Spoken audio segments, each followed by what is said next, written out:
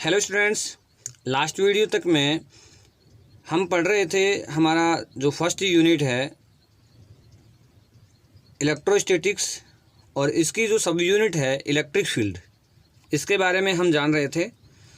Last video में हमने जाना कि इलेक्ट्रिक फील्ड क्या होता है, इलेक्ट्रिक लाइंस क्या हैं, इलेक्ट्रिक फोर्सेज क्या हैं, इनके बारे में हमने पढ़ा है और आई होप कि आपको अच्छी तरीके से समझ में आया होगा। अगर आप इस वीडियो को पहली बार देख रहे हैं और इस चैनल पर नए हैं तो आप फर्स्ट वीडियो से जाके देखिए, जिससे कि आपको बेटर तरीके से इसके बारे में समझ में आ सके। चलो अब हमारा जो नेक्स्ट टॉपिक जो है, जो कि मैंने पिछले वीडियो में आपको बताया था लास्ट में, इलेक्ट्रिक डाइपोल। इलेक्ट्रिक डाइपोल के बारे में स्टडी हम लोग करेंगे। देखिए तो इलेक्ट्रिक डाइपोल होता क्या है और इलेक्ट्रिक डाइपोल में क्या क्या चीज़ें हैं, इसकी प्रॉपर्टीज़ क्या क्या हैं, इसकी करैक्टरिस्टिक्स क्या क्या हैं और क्या क्या पॉइंट इसमें करने हैं, इनके बारे में हम देखते हैं। तो देखिए स्टूडेंट्स, इलेक्ट्रिक डाइपोल क्या चीज़ है इसके बारे में हम लोग देखते हैं। तो इलेक्ट्रिक डाइपोल एक ऐसी थिंग होती है जिसमें हमने लोगों ने पढ़ा है। देखिए यहाँ फिगर में आप लोग देखिए, जहाँ मैंने राउंड किया है इस फिगर में देखिए आप, अगर टू अपोजिट चार्जेज कुछ डिस्टेंस पे रखे जाते हैं और उनका चार्ज भी अगर सेम हो तो ऐसी सिचुएशन को हम इलेक्ट्रिक डाइपोल कहेंगे। इधर नेगेटिव चार्ज और इधर है पॉजिटिव चार्ज। अगर ये दोनों चार्ज किसी भी स्मॉल डिस्टेंस में रखे गए हैं तो इनको इलेक्ट्रिक डाइपोल बोलेंगे। देखिए इसकी डेफिनेशन देखते हैं। डेफिनेशन क्या है? Electric dipole is a pair of equal and opposite charges separated by a very small distance. जैसा कि हमने पहले जाना, आपने डेफिनेशन में देखा है। अब बात करते हैं डाइपोल फील्ड की। देखो डाइपोल फील्ड होता क्या है, जैसे हमने इलेक्ट्रिक फील्ड देखा उसी तरीके से डाइपोल फील्ड एक ऐसा फील्ड होगा जो कि इलेक्ट्रिक डाइपोल से प्रोड्यूस होगा। तो देखिए देखते हैं इसकी definition. The electric field produced by a dipole is known as a dipole field. Okay, the electric dipole moment is a vector quantity use to measure the strength of an electric dipole. तो electric dipole movement की अगर बात की जाए तो electric dipole movement एक vector quantity होगी और इसका जो यूज किया जाएगा वो strength of an electric dipole measure करने के लिए किया जाएगा। ओके, अगर मोमेंट ऑफ इलेक्ट्रिक डाइपोल हमें मेजर करना है तो उसके लिए रो और P is equal to Q into 2L। Q means charge into 2L, जो डिस्टेंस है दोनों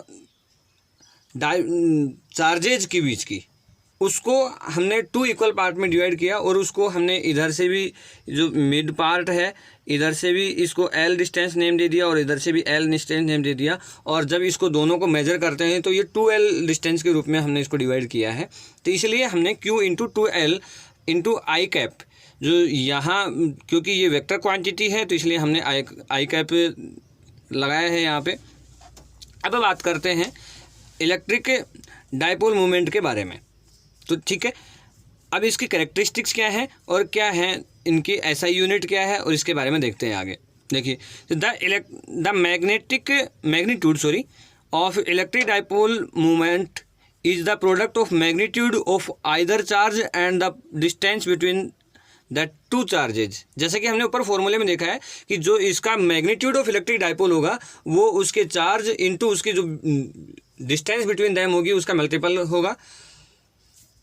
अब आगे देखिए जो नेक्स्ट जो थिंग है, नेक्स्ट क्या है? The direction is from negative to positive charge. तो इलेक्ट्रिक डाइपोल मूवमेंट की जो डायरेक्शन होगी वो किस तरफ होगी? नेगेटिव चार्ज से पॉजिटिव चार्ज की तरफ इसकी डायरेक्शन होती है। अब बात करते हैं इसकी एसआई यूनिट की। तो the SI unit of P is coulomb metre. क्या होगी भैया इसकी? ज़रा मुझे दोबारा से बताइए। क्या होगी इसकी SI unit? The SI unit of P means electric dipole is coulomb metre. अब एक स्पेशल सा नोट्स दे रखा है आप लोगों के लिए, तो उसको नोट्स को पढ़िए, देखिए क्या है। An ideal dipole is the dipole in which the large becomes larger and the separation becomes smaller and smaller. अब देखो बात क्या करते हैं कि इसमें जो एक आइडियल डाइपोल की बात की जाए तो आइडियल डाइपोल में ये होगा कि जो लार्ज चार्ज होता है वो लार्जर एंड लार्जर होता जाता है और जो स्मॉल है वो स्मॉलर एंड स्मॉलर होता जाता है, ये इसकी विशेषता है। तो अब देखते हैं इसका फर्स्ट टॉपिक, और इसमें फर्स्ट सब टॉपिक क्या है इसका इलेक्ट्रिक डाइपोल का। तो देखेंगे कि electric field intensity due to an electric dipole. Electric field intensity के बारे में पढ़ते हैं जो कि एक इलेक्ट्रिक डाइपोल के कारण है। अब इसमें भी जो हमारा टॉपिक है उसमें क्या होगा, at a point on the axial line, axial line के किसी भी पॉइंट पर इलेक्ट्रिक फील्ड इंटेंसिटी क्या होगी एक डाइपोल के कारण, उसके बारे में देखते हैं। तो देखिए स्टूडेंट्स, जैसे कि हम देखते हैं कि इलेक्ट्रिक डाइपोल क्या है, यहाँ जहाँ मैं लाइन ड्रॉ कर रहा हूँ वहाँ पे देखिए आप लोग कि थोड़ा सा डिफरेंट कलर से शो करने की कोशिश करता हूँ कि आपने देखा यहाँ ए पॉइंट है, सेकंड ये बी पॉइंट है, इस पे ए पे नेगेटिव चार्ज है, बी पे पॉजिटिव चार्ज है, और जो दोनों के बीच की डिस्टेंस है उसको 2L में हमने किया ही था, ब्रेक किया है, अभी देखा है हमने। तो इसको जो मिड पॉइंट है वहाँ से ये डिस्टेंस L होगी और ये डिस्टेंस भी L होगी, और अगर टोटल डिस्टेंस को देखा जाए तो वो क्या हो गया, X हो गया।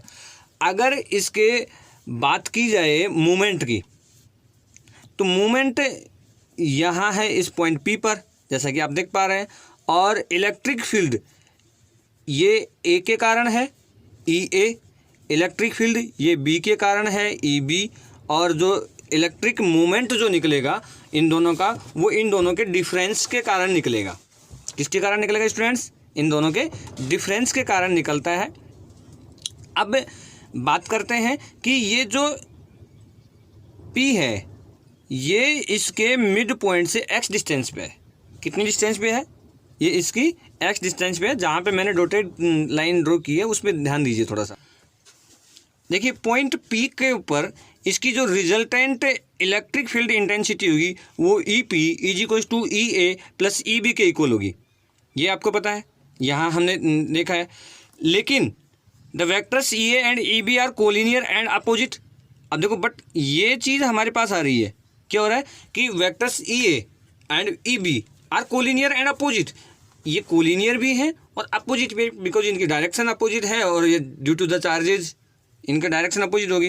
तो इसका जब मॉड्यूलेशन करेंगे, module of EP is equals to EB minus EA, और EA is equals to 1/4 pi epsilon nought Q upon X plus L square I cap. जो आपने अभी कूलॉम्स लॉ पढ़ा है उसी के अकॉर्डिंग हम देख पा रहे हैं, यहाँ पे कूलॉम्स लॉ पढ़ा है आपने, electric field intensity last topic पढ़ा है आपने, तो उस पर थोड़ा सा अगर आपके यहाँ समझ में कम आ रहा है तो पीछे जाके देखिए आप लोग। यहाँ पे X प्लस L क्यों हुआ और उसका होल स्क्वायर क्यों लगाया, कि आप सब कूलॉम्स के लॉ के बारे में जानते हैं, वहाँ जाके थोड़ा सा देखिए पीछे अगर ये थोड़ा समझ कम आ रहा है तो। लेकिन मैं X प्लस L के बारे में बता देता हूँ आपको कि यहाँ से मिड पॉइंट से अब इसकी P की बात करते हो आप, ठीक है, तो ये डिस्टेंस कितनी है, X है। और अगर पॉइंट A की बात कर रहे हैं हम, क्योंकि EA है, EA की बात कर रहे हैं, तो E पे ये पॉइंट कितना है, L डिस्टेंस पे है, तो ये जो दोनों की कंप्लीट डिस्टेंस होगी वो होगी X प्लस L। कितनी होगी, X प्लस L। और कूलॉम्स के लॉ से अभी इसके डिस्टेंस का क्या होता है, इन्वर्सली प्रोपोर्शनल होता है, डिस्टेंस के स्क्वायर के इन्वर्सली प्रोपोर्शनल होता है। तो इसलिए हमने क्या लगाया यहाँ पे 1/4 pi epsilon nought Q upon X plus L whole square and I cap. अब I कैप क्यों लगाया आपको मैंने पिछले कुछ समय पहले ही बताया है, अगर समझ में कम आ रहा है तो पीछे थोड़ा सा वीडियो को करके देख सकते हैं आप लोग। तो अब देखते हैं अब पॉइंट B पर, अगर पॉइंट B की बात की जाए तो पॉइंट B पर आपको X माइनस L लगाना होगा। x माइनस एल क्यों लगाया हमने? तो देखिए स्टूडेंट्स, आपने x माइनस एल इसलिए लगाया कि यहाँ अगर आप देख पा रहे हैं इस फिगर में, जैसे मैंने x प्लस एल वाला बताया था, तो देखो ये डिस्टेंस कितनी है यहाँ मिड पॉइंट से b तक की, इसके बारे में बात करते हैं हम लोग।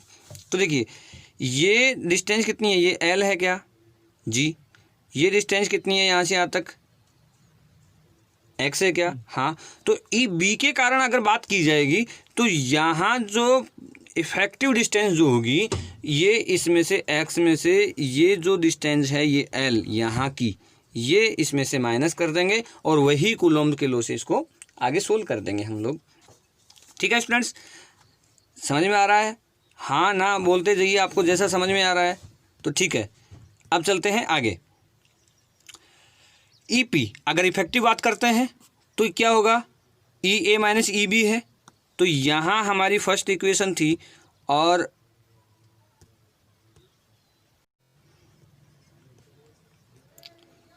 यहाँ हमारी ये फर्स्ट इक्वेशन है, ये हमारी सेकंड इक्वेशन है और इसका P E P equal to क्या है, ई ए माइनस ई बी, जो कि हम पहले देख चुके हैं। तो इसका जो ई ए की वैल्यू है वो भी रखा, ई बी की वैल्यू है उसको भी रखा और 1/4 पाई एप्सिलॉन नॉट ये हमने कॉमन ले लिया। तो हमारे पास में बचती है ये चीज़ें। ठीक है, इसको एक थोड़ा सा शॉर्ट में करने की कोशिश की गई है तो वो थोड़ा सा ध्यान दें। ओनली इसको 1/4 पाई एप्सिलॉन नॉट को हमने कॉमन ले लिया है और बाकी सारी चीज़ें यूँ क्यों है। जब इसको आप सोल्व करोगे ई पी मॉड्यूलस को, तो आपके पास में आती है ये चीज़ें।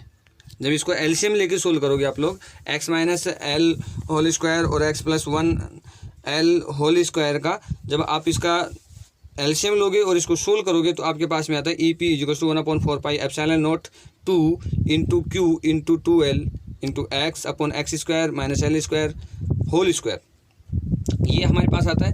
और इसको जब सोल्व करते हैं आगे तो 1/4 पाई एप्सिलॉन नॉट 2px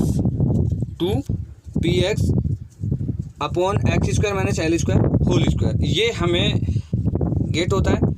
अब इसको जो आगे अगर वेक्टर फॉर्म में आपको राइट करना है तो इसका यूँ का त्यों है और इस पर हमने आई कैप से डिनोट कर दिया है। इसको आई कैप को डिनोट करने का मतलब आप समझ गए हैं, क्योंकि ये वेक्टर फॉर्म है और वेक्टर फॉर्म है तो इसको इसलिए आई कैप हमने यूज किया है इसमें। ठीक है, अगर डाइपोल के बीच की जो डिस्टेंस है वेरी वेरी लेस है x से, if x is very very less than l, sorry l is very very less than x, then तब क्या होगा। देखिए थोड़ा सा ये बीच में जो नीचे नोट दे रखा है इसको आप थोड़ा सा पढ़ने की कोशिश करें क्या है ये।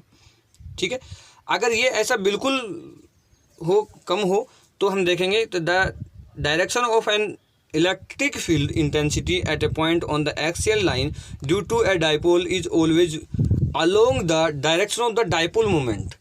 तो जो इलेक्ट्रिक फील्ड इंटेंसिटी होगी एक्सियल पॉइंट पर वो डाइपोल मोमेंट के डायरेक्शन के में होगी हमेशा, ये चीज़ इससे हमें पता चलती है। ठीक है स्टूडेंट्स, आई होप कि आपको समझ में आ रहा होगा। हाँ भाई बोलिए, आ रहा है नहीं आ रहा है? आ रहा है तो आगे चलते हैं सेकंड पॉइंट पर। देखिए थोड़े से डेरिवेशन है तो डेरिवेशन को थोड़ा सा ध्यान देने की ज़रूरत आप लोगों को पड़ेगी। तो जब तक आप लोग थोड़ा सा ध्यान से नहीं देखेंगे तो आपको ये डेरिवेशंस हैं समझ में कम आएंगे। अगर एक बार में समझ में नहीं आता डेरिवेशन तो वीडियो को बार बार चलाकर एक बार देखिए, 2 बार देखिए, आपको समझ में आ जाएंगे। और फिर भी नहीं आ रहा तो जैसा मैं हमेशा कहते आया हूँ आप लोगों को कि आप कमेंट करके मुझे बता सकते हैं पर्सनली, आप समझ सकते हैं क्या ये चीज़ समझ में नहीं आ रही है तो। ठीक है स्टूडेंट्स, अब बात करते हैं नेक्स्ट पॉइंट पे। तो नेक्स्ट पॉइंट जो हमारा है वो है eight a point on equatorial line. कोई भी इक्वेटोरियल लाइन है उसके पॉइंट पर क्या होगा।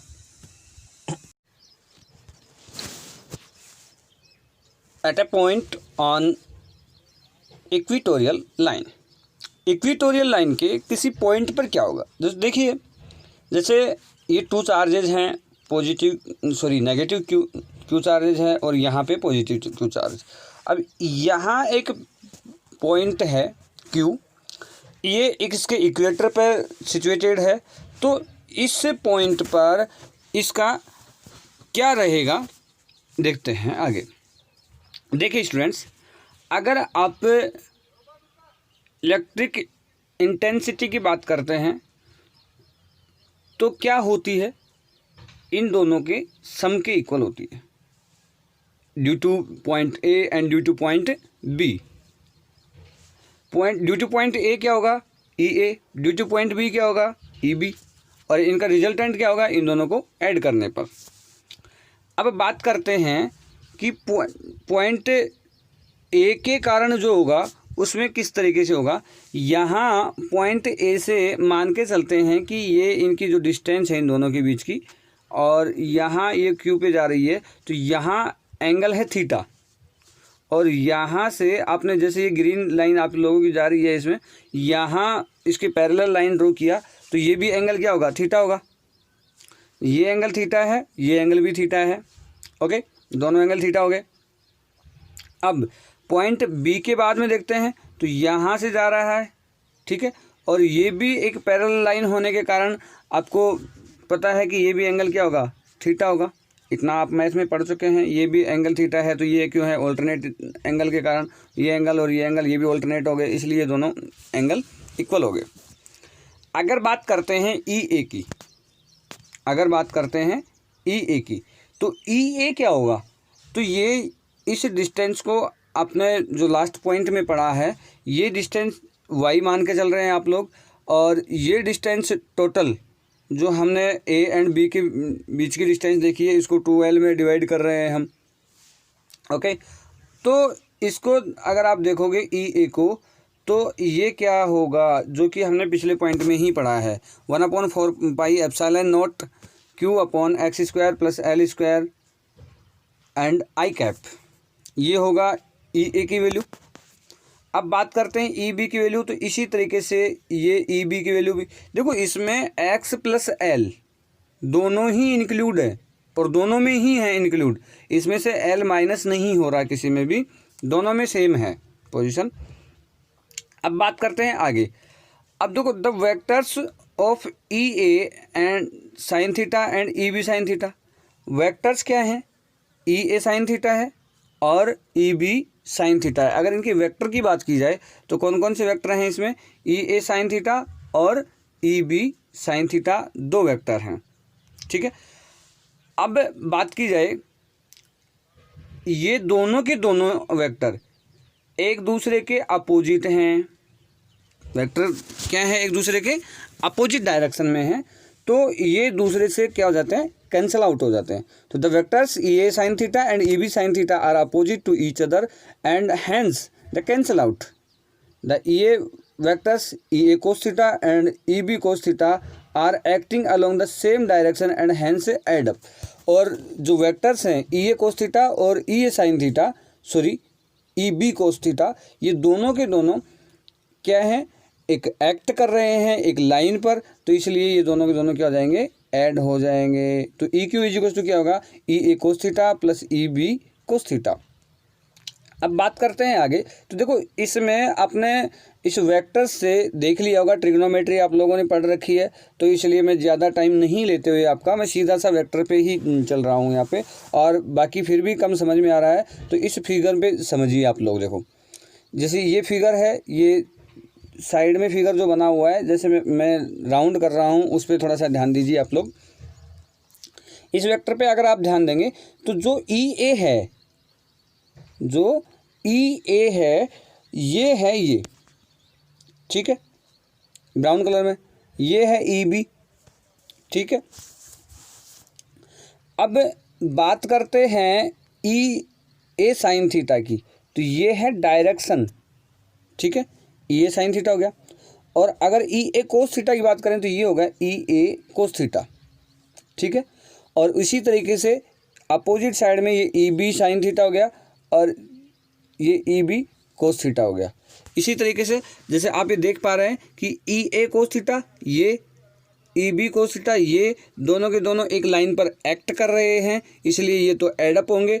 और जो ई बी साइन थीटा है और ई ए साइन थीटा है, ये दोनों अपोजिट डायरेक्शन में हैं, और डायरेक्शन साइंस होने के कारण इनका सब्ट्रैक्शन हो जाएगा और ये एक दूसरे से कैंसिल आउट हो जाएंगे।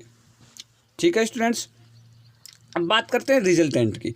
तो रिजल्टेंट की अगर बात करते हैं तो क्या होता है आपके पास, E Q is equals to, जब इन दोनों को ऐड करोगे तो क्या आएगा हमारे पास 2/4 pi epsilon naught q upon x square l square into l upon x square l square raise to power 1/2।